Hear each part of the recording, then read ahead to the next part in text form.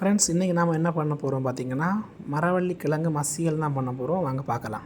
Friends, அப்படி மரவள்ளி கிழங்கு மசியல் பண்ணது வேண்டி நம்ம மரவள்ளி கிழங்கை சின்ன சின்ன ரவுண்ட் ஸ்லைஸ் பீஸாட்டு கட் பண்ணி எடுத்துருவோம். கட் பண்ணி எடுத்த எல்லா பீஸையும் நல்லா ஒரு ஒரு 2 தண்ணி போதும், அதில் வச்சு நல்லா க்ளீன் பண்ணி அந்த வெள்ளை கலரில் அதில் உள்ள அழுக்கு எல்லாமே போகிறவன் நல்லா க்ளீன் பண்ணி எடுத்துருவோம். ஃப்ரெண்ட்ஸ், இனி அடுத்த ஸ்டெப் என்னென்னு பார்த்தீங்கன்னா, நம்ம கிழங்கு வேக வைக்க முன்னாடி அது வேக வைக்கிற தண்ணியை நம்ம கொஞ்சம் சூடு பண்ணி எடுத்துருவோம்.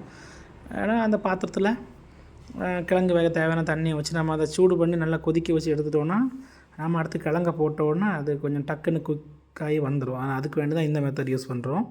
ஃப்ரெண்ட்ஸ், இப்போ தண்ணி சூடாகிடுச்சு. நம்ம இனி இதில் என்ன சேர்க்க போகிறோம்னு பார்த்தீங்கன்னா, நம்ம மரச்சினி கிழங்கு இது நம்ம மண்ணுக்குள்ளேருந்து எடுக்கனால கொஞ்சம் கேஸ் இந்த மாதிரிப்பட்ட ஐட்டம் நமக்கு ஃபார்ம் ஆகாதனால கொஞ்சம் சின்ன உள்ளி, கொஞ்சம் பூண்டு இதை நம்ம நல்லா சதைச்சி தண்ணியில் போட்டுருவோம். போட்டாச்சு நமக்கு இந்த மாதிரிப்பட்ட ப்ராப்ளங்கள் வராமல் தடுக்கலாம். அப்புறம் நம்ம வெட்டி க்ளீன் பண்ணி வச்சுருக்க மரவள்ளி கிழங்கையும் நம்ம இதில் சேர்த்துடலாம். சேர்த்துட்டு அதுக்கப்புறம் நமக்கு கிழங்குக்கு வேக தேவையான அளவு உப்பையும் போட்டு நல்லா மிக்ஸ் பண்ணி அப்படியே ஒரு 1/2 அன் ஹவர் குக் பண்ண விட்ருவோம். சரி, அது நல்லா வெந்து வரட்டும். ஃப்ரெண்ட்ஸ், அப்படி நல்லா குக்காகி ஒரு 1/2 அன் ஹவர் ஆகும்போது நம்மளோட கிழங்கு இப்படி நல்லா வெந்து வர தொடங்கிடுச்சு. நமக்கு தண்ணி கொஞ்சம் அதிகமாக வச்சுட்டோம். ஏன்னா நம்ம தண்ணி எல்லாமே நம்ம வடித்து கிழங்கை மட்டும் தனியாக பிரித்து எடுத்துருவோம். ஓகேவா?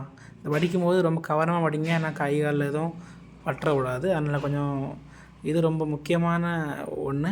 தண்ணி ரொம்ப சூடாக இருக்கும், நம்ம கை காலில் பட்டால் பொத்துரும். அதை கொஞ்சம் கவனமாக பண்ணி எடுத்துவாங்க.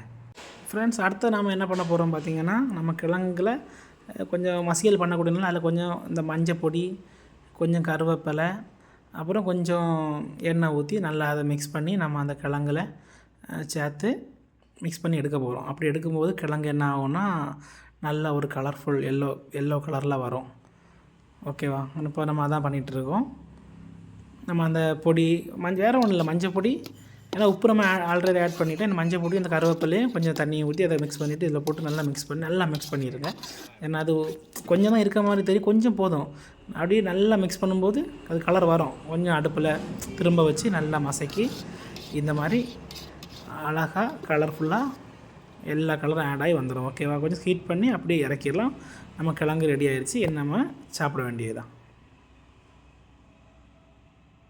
ஃப்ரெண்ட்ஸ், அப்படி நம்மளோட கிழங்கு மசியல் ரெடி ஆகிடுச்சு. நம்ம இன்றைக்கி எது கூட சாப்பிட போகிறோம்னா, சாப்பாடு, சிக்கன் கறி, ரசம், ஒரு அப்படி தான் வச்சு சாப்பிட போகிறோம். இது கூட நம்ம சிக்கன், பீஃப் தனியாக வச்சு சாப்பிட்லாம். நீங்களும் இதை மாதிரி சமைச்சு ட்ரை பண்ணி பாருங்கள். ஓகேவா? தேங்க்யூ.